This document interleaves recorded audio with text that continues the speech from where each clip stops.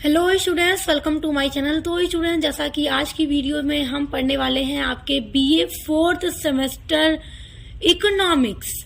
आप लोग यदि जो भी स्टूडेंट्स बीए 4th सेमेस्टर में हैं और इकोनॉमिक्स पढ़ रहे हैं, तो आज की वीडियो में मैं आपके बीए 4th सेमेस्टर इकोनॉमिक की यूनिट्स को स्टार्ट कर रही हूँ। और जो आपका यूनिट 1 है, जिसमें आपको सबसे पहले पढ़ना है मुद्रा का अर्थ, यानी मुद्रा क्या है, मुद्रा यानी कि मनी क्या होती है, और मुद्रा के कार्य यानी कि फंक्शन ऑफ मनी, मुद्रा के क्या कार्य हैं वो आपको पढ़ना है।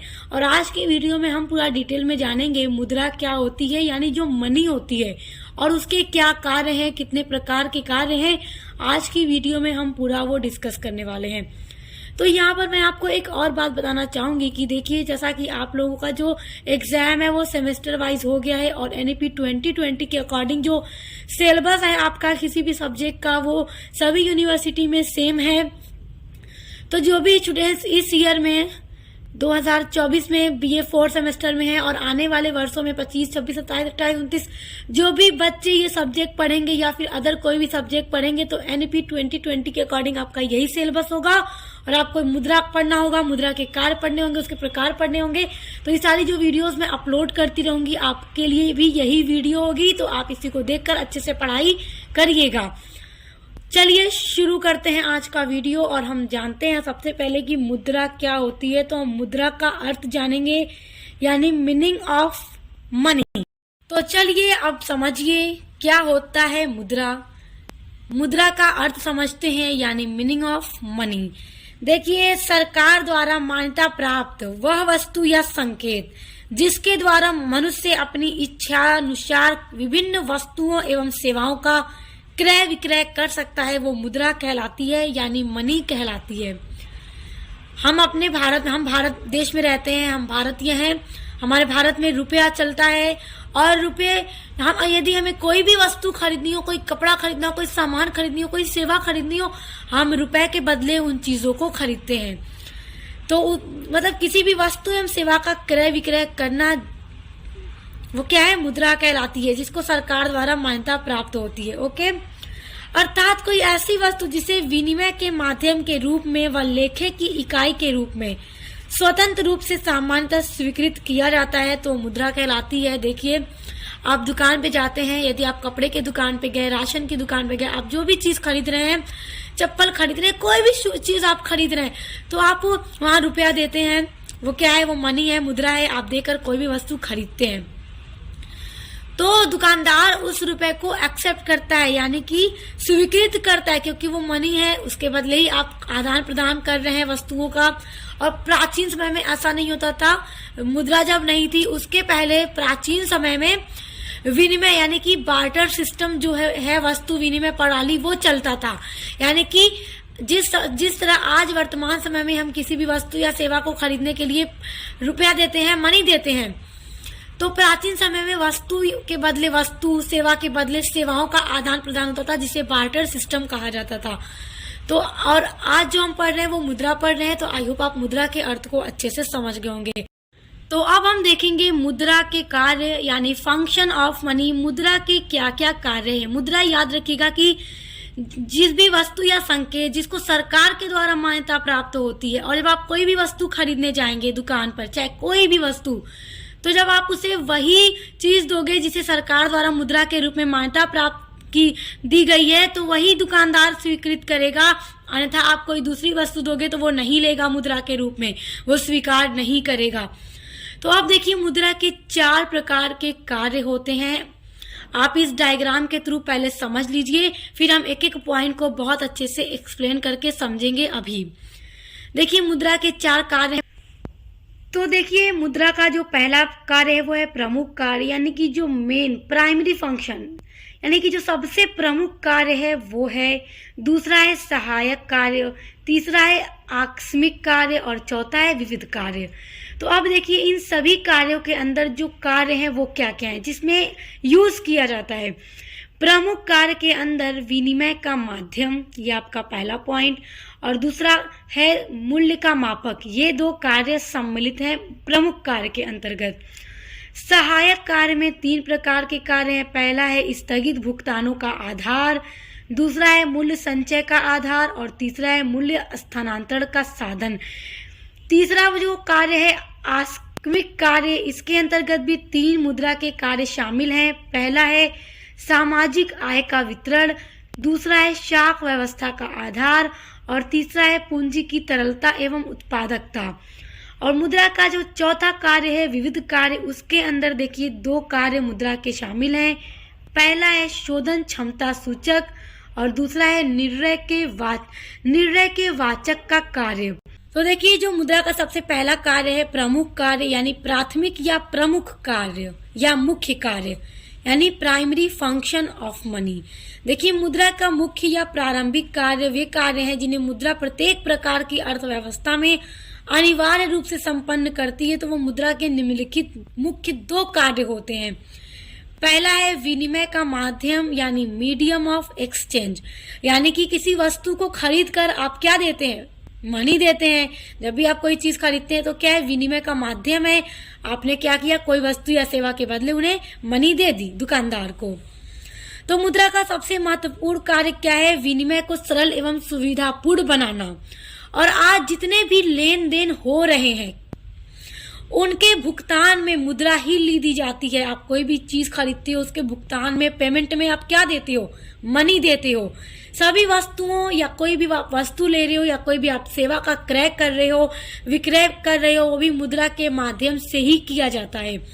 और वस्तुतः मुद्रा प्रत्येक के विनिमय कार्य में मध्यस्थ का कार्य करती है, यानी कोई भी कार्य हो तो मुद्रा जो है, मनी जो है, उसके मध्य होकर कार्य करती है। किसी भी सेवा को खरीदने में या किसी भी वस्तु को खरीदने में मुद्रा को देकर ही कोई भी वस्तु या सेवा खरीदी जाती है। मुद्रा के इस कार्य ने वस्तु विनिमय प्रणाली के दोहरे संयोग की कठिनाई को दूर कर दिया है। जो पहले वस्तु विनिमय की प्रणाली थी, बार्टर सिस्टम की, वस्तु के बदले लोग वस्तु का आदान प्रदान करते थे और सेवा के बदले लोग सेवा का आदान प्रदान करते थे। तो अब मुद्रा जो है इस कार्य से आसानी दे दी है कि अब किसी भी वस्तु के बदले आप मुद्रा दे दो और आप वस्तु को खरीद लो, सेवा को खरीद लो।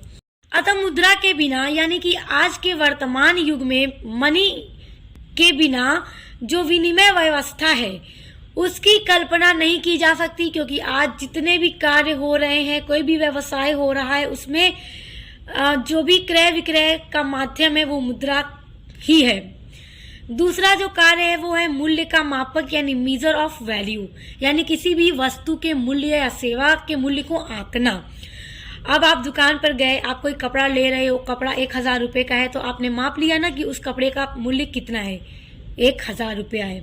ओके, तो मुद्रा का दूसरा जो महत्वपूर्ण कार्य है वस्तुओं तथा सेवाओं के मूल्य को मापना है। आप कोई सेवा ले रहे हो, जैसे आप किसी पार्लर में जाओ, आप फेशियल कराओ, आप सेवा उनसे ले रहे हो। फेशियल का जो भी आपका रेट है, जो भी आपको मनी देनी है, उसके बदले आप उसके मूल्य को माप रहे हो। जिस प्रकार भौतिक वस्तुओं का माप, जो भी भौतिक वस्तुओं का माप है, तौल अथवा लंबाई, चौड़ाई, ग्राम, लीटर अथवा मीटर में मापे जाते हैं। दूध जो है, पानी वगैरह लीटर में मापा जाता है। ऊंचाई, लंबाई, चौड़ाई, सारी चीजों को मापा जाता है। अलग अलग चीजों का माप की अलग अलग इकाई है। तो उसी प्रकार सभी वस्तु तथा सेवाओं का जो मूल्यांकन है वो मुद्रा के मापदंड के द्वारा ही किया जाता है। वस्तु का जो मूल्य है इतने रुपए की है, तो हमने माप लिया ये कितने का है।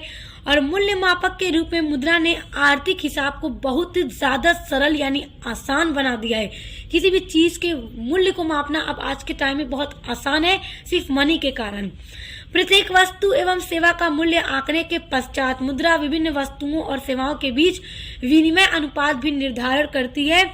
सत्य तो यह है कि वर्तमान समय में समूची क्रय विक्रय व्यवस्था का आधार ही मुद्रा है। पूरा क्रय विक्रय जो मार्केट में हो रहा है, जो भी व्यवसाय हो रहा है, मुद्रा के बिना कल्पना ही उसकी नहीं की जा सकती। पूरा आधार ही उसका क्या है, मनी है। तो ये मुद्रा के आई होप मुख्य कार्य आप समझ गए होंगे। अब दूसरा कार्य देखते हैं। दूसरा जो मुद्रा का कार्य है वो है मुद्रा के सहायक कार्य। सहायक कार्य को गौण कार्य भी कहा जाता है, यानी कि सेकेंडरी फंक्शन ऑफ मनी। तो देखिए मुद्रा के सहायक कार्य जो कार्य हैं वो ऐसे कार्य होते हैं जो प्राथमिक कार्यों को संपन्न करने में सहायता करता है, जो प्राथमिक कार्य अभी हमने पढ़ा उनको पूरा करने में हेल्प करता है, ये सेकेंडरी जो फंक्शन है। जैसे जैसे अर्थव्यवस्था का विकास होता जाता है वैसे वैसे मुद्रा के इन कार्यों का महत्व क्या है, बढ़ता जाता है। और ऐसे कार्य क्या है, वो ऐसे जो कार्य है वो निम्नलिखित इस प्रकार है। पहला है स्थगित भुगतानों का आधार। स्थगित भुगतान यानी भुगतान बाद में करना, तुरंत नहीं करना। यानी कि हम जैसे बहुत सारे लोग, जैसे हम भी कभी कभी उधार चीजों का क्रय करते हैं और बाद में पेमेंट करते हैं, तो मुद्रा के कारण ये पॉसिबल है। केवल मुद्रा ही एक ऐसी वस्तु है जिसके रूप में भविष्य में होने वाले इस प्रकार के भुगतानों का हिसाब जो है इस प्रकार से रखा जा सकता है कि ऋणी तथा ऋणदाता दोनों कोई हानि न हो। क्योंकि आप यदि दुकान पे कोई वस्तु लेने गए और आप उसको उधार ले लोगे तो वो अपने लेजर में, अपने रजिस्टर में उसको चढ़ा लेगा, आपने इस डेट में ये चीज खरीदी, इतने रुपए की खरीदी, तो आप उसको फिर वो अच्छे से रख देगा, आपको बिल बना के दे देगा। फिर जो ड्यू डेट आएगी आप ले जाके पेमेंट कर दो। तो क्या है कि इस तरह से उसका हिसाब आसानी से रखा जा सकता है। तो और मुद्रा के कारण ये पॉसिबल है कि आप फ्यूचर में भी पेमेंट कर सकते हो। इस कार्य के लिए मुद्रा सर्वाधिक उपयुक्त आधार है, क्योंकि अन्य वस्तु की अपेक्षा मुद्रा का मूल्य अधिक स्थिर होता है और इसमें टिकाऊपन भी अधिक होता है तथा इसमें सामान्य स्वीकृति का गुण भी पाया जाता है इसको। और मुद्रा के इस गुण के कारण ही विशाल मात्रा में ऋण अथवा शाख के आधार पर कार्य किए जाते हैं। ऋण यानी उधार और शाख यानी क्रेडिट पर कार्य किए जाते हैं। यानी आप देखेंगे कि जो व्यवसाय हो रहा है मार्केट में, तो 50% व्यवसाय तो उधार ही होता है। जो बड़े बड़े बिजनेस होते हैं आप उनमें देखिएगा उधार व्यवसाय होता है, और ये क्या है, मुद्रा के कारण ही पॉसिबल है। अच्छा देखिए, सहायक कार्य में जो दूसरा कार्य है वो है मूल्य संचय का आधार यानी base for store of value. यानी कि देखिए, वस्तु विनिमय प्रणाली में भविष्य के लिए बचत करना असंभव था। यानी जब मुद्रा नहीं थी, मुद्रा से पहले एकदम प्राचीन समय में वस्तु विनिमय प्रणाली चलती थी, बार्टर सिस्टम चलता था जिसमें वस्तु के बदले वस्तु दी जाती थी। यदि किसी को चावल का जरूरत है और किसी को दाल की जरूरत है तो जिस व्यक्ति के पास दाल है वो चावल वाले इंसान को दे दे और चावल दे दे। इस तरह से आदान प्रदान हो जाता था वस्तुओं का वस्तुओं से। तो इसलिए भविष्य के लिए किसी भी चीज को बचा कर रखना संभव नहीं था, क्योंकि वस्तुओं को दीर्घ काल तक संचित करके नहीं रखा जा सकता था। किंतु मुद्रा के प्रचलन से, जब से मुद्रा का प्रचलन हुआ तब से मूल्य संचय का कार्य अत्यंत सरल एवं सुविधापूर्ण हो गया है। आप फ्यूचर के लिए जो सेविंग करते हैं वो भी आप आसानी से कर सकते हैं। मुद्रा टिकाऊ व अक्षयशील होती है और कम से कम स्थान भी घेरती है, और मुद्रा के रूप में संचय करना इसलिए भी उचित है क्योंकि इस पर ब्याज भी कमाया जा सकता है। बैंक में यदि आप पैसे जमा करके सेव कर रहे हैं तो उसमें ब्याज भी मिलता है, तो ब्याज भी आप कमा सकते हैं। मुद्रा के इसी कार्य ने बैंकिंग प्रणाली को जन्म दिया है। आप देखेंगे मुद्रा के कार्य से ही बैंकों का जन्म हुआ है, और बैंक में ही हम पैसों को जमा करते हैं जिस पर क्या है, ब्याज भी कमाया जाता है।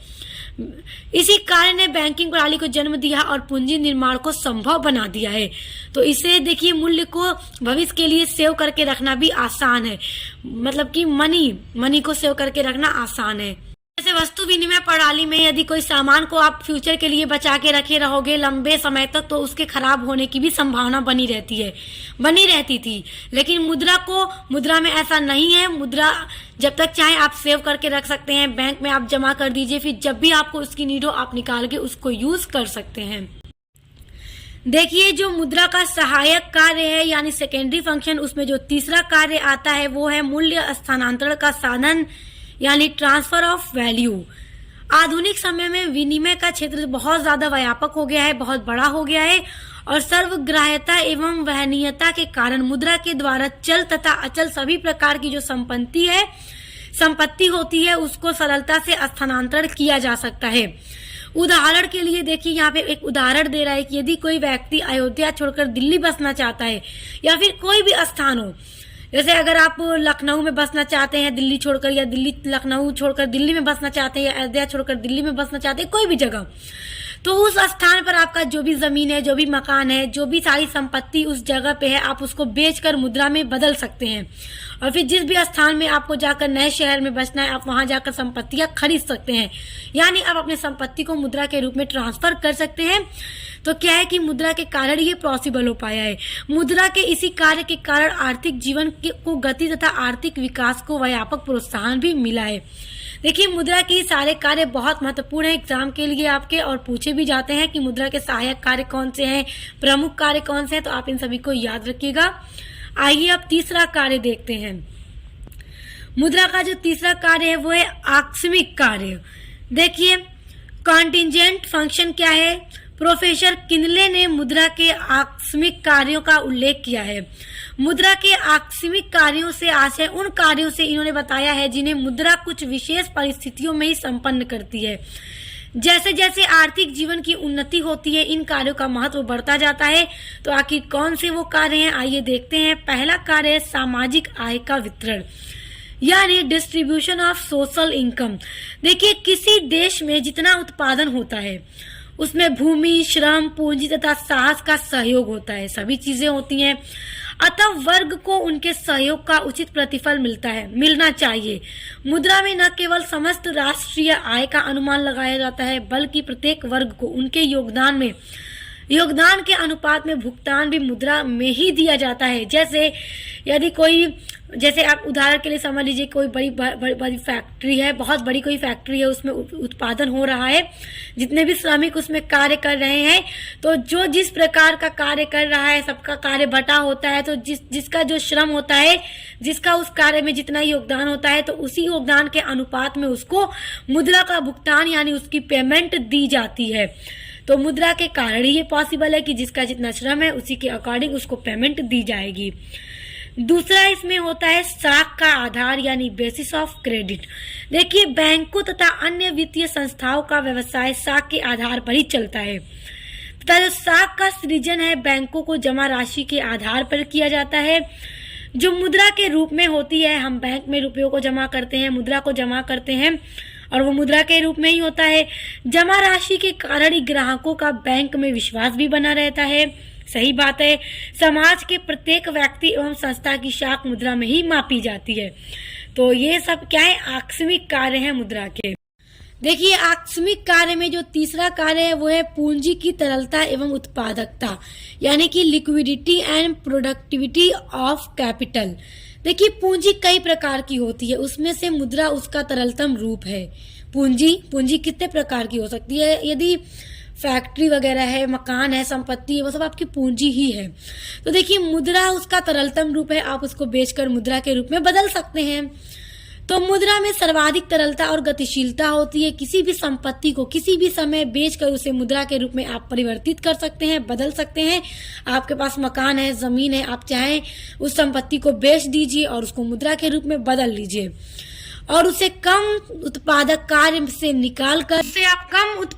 से निकालकर अधिक उत्पादक कार्यों में भी आप उसको लगा सकते हैं। तो इस प्रकार मुद्रा के प्रयोग से पूंजी की तरलता तो जो है और जो उसकी गतिशीलता है उसमें भी वृद्धि होती है, और पूंजी की जो है उत्पादकता बढ़ती है। आप बड़ा फिर बिजनेस करने लगेंगे, छोटे बिजनेस से निकालकर, तो आपकी जो कैपिटल है उसकी उत्पादकता बढ़ने लगेगी। अब देखिए, मुद्रा का जो चौथा कार्य है वो है विविध कार्य, यानी कि मिससेलेनियस फंक्शन। अच्छा, देखिए, उम्मीद करती हूँ अभी तक मैंने आपके मुद्रा के जितने भी प्रकार बताए आप उनको अच्छे से समझ गए होंगे। देखिए, बहुत ही इंपॉर्टेंट है, इसलिए अच्छे से याद रखिएगा, क्योंकि एग्जाम में आपके प्रश्न जरूर पूछेगा। तो देखिए, उपर्युक्त कार्यों के अतिरिक्त मुद्रा के कुछ और भी कार्य हैं। मुद्रा और भी कार्य करती है जो उसके विविध कार्य हैं। तो पहला उसमें है शोधन क्षमता सूचक, यानी गारंटर ऑफ सॉल्वेंसी। देखिए, किसी भी कोई फर्म हो या कोई व्यक्ति जिसके पास मुद्रा रूपी तरल संपत्ति उसकी शोधन क्षमता की सूचक होती है। मतलब संपत्ति है तो आप उसको, वो मुद्रा का तरल रूप है, आप उसको मुद्रा में बदल सकते हैं, जो पीछे मैंने आपको समझाया है। तो मुद्रा के अभाव में रीढ़ी अपने पास अनेक साधन होते हुए भी अपने ऋणों का भुगतान करने के लिए असमर्थ रहता है। वस्तुतः उपलब्ध मुद्रा इस बात की सूचक है कि शोधक क्षमता को कहाँ तक बनाए रखा जा सकता है और इस प्रकार मुद्रा का भुगतान करने के लिए क्षमता की गारंटी के रूप में कार्य करती है। तो ये मुद्रा का एक विविध कार्य है, याद रखिएगा। दूसरा विविध कार्य है निर्णय की वाहक यानी बियरर ऑफ ऑप्शन। देखिए, मुद्रा के रूप में की गई बचत भविष्य में किसी भी उद्देश्य के लिए काम में लाई जा सकती है। मुद्रा को आप सेव करके रख सकते हैं, भविष्य में कभी भी आपको जरूरत पड़ जाए तो आप उसका यूज कर सकते हैं। तो उसी उद्देश्य से मुद्रा को लोग बचाकर सेव करके रखते हैं, बैंकों में जमा कर देते हैं। अन्य शब्दों में आप ये भी कह सकते हैं कि मुद्रा के रूप में संचित क्रय शक्ति प्रत्येक व्यक्ति को यह विशेषाधिकार देती है या यह विशेषाधिकार प्रदान करती है कि वह भविष्य में उसका अपनी इच्छानुसार सर्वोत्तम उपयोग कर ले, अर्थात मुद्रा निर्णय के वाहक के रूप में कार्य करती है। यानी व्यक्ति उसको जो सेव करके रखा है तो फ्यूचर में कभी भी अपने इच्छा के अनुसार उसका यूज कर सकता है, उससे जो वस्तु खरीदने के लिए वो सेव कर रहा था। अच्छा, मान लीजिए यदि किसी व्यक्ति को फ्रिज खरीदना हो उदाहरण के लिए, तो वो अपनी जो भी सैलरी है उसमें से हर महीने साइड करके पैसा रखता जाएगा, मुद्रा रखता जाएगा, और जब पूरा एक बार इकट्ठा रुपया वो जुटा लेगा फिर वो फ्रिज को आसानी से खरीद लेगा। तो उसकी इच्छा थी फ्रिज खरीदना तो वो सेव करता था। उदाहरण के लिए यदि किसी व्यक्ति को कार खरीदने के लिए बचत की है किंतु बाद में वह विदेश जाकर शिक्षा ग्रहण करना चाहता है तो उस बचत का उपयोग विदेश में शिक्षा लेने के लिए भी किया जा सकता है। जाहिर सी बात है कि वो उपयोग कर रहा था, वो मुद्रा को सेव कर रहा था भविष्य में कार खरीदने के लिए, मगर जब वो सेव कर लिया तो उसका प्लान हो गया कि वो विदेश जाकर शिक्षा ग्रहण करे, तो वो उस बचत का उपयोग करके विदेश में जाकर शिक्षा भी ग्रहण कर सकता है। तो ये भी मुद्रा का एक विविध कार्य है। तो आई होप आप इसको बहुत अच्छे से समझ गए होंगे। और देखिए, जैसे उदाहरण के लिए मैं आपको बताऊं, देखिए कोई भी व्यक्ति हो, जो भी कार्य कर रहा हो, जो भी उसका व्यवसाय हो, तो उसे उसकी जो भी इनकम होती हो तो उसे अपने इनकम का 20% तो सेव करके रखना चाहिए, क्योंकि देखिए सेविंग भविष्य में बहुत काम आती है। कभी कोई ज़रूरत आन पड़ती है अचानक से सामने, या कभी भी ऐसा हो जाता है तो इंसान के पास मनी होगी तो उसे किसी के आगे हाथ नहीं फैलाना पड़ेगा। यदि देखिए उसकी इनकम 100 रुपया अगर हो रही है, हम उदाहरण के लिए समझते हैं, तो अगर वो महीने का एक्सपेंसेस जो कर रहा है, खर्च कर रहा है 80 रुपया कर देता है तो उसे 20 रुपया सेव कर लेना चाहिए। और प्रत्येक व्यक्ति को करना चाहिए, क्योंकि जीवन में जरूरत आ पड़ती है भविष्य में। तो स्टूडेंट्स देखिए, आई होप आप मुद्रा के अर्थ और उसके कार्य को बहुत अच्छे से समझ गए होंगे। तो आज का यह वीडियो यहीं पर खत्म होता है। तो नेक्स्ट वीडियो में हम नेक्स्ट टॉपिक के साथ मिलेंगे।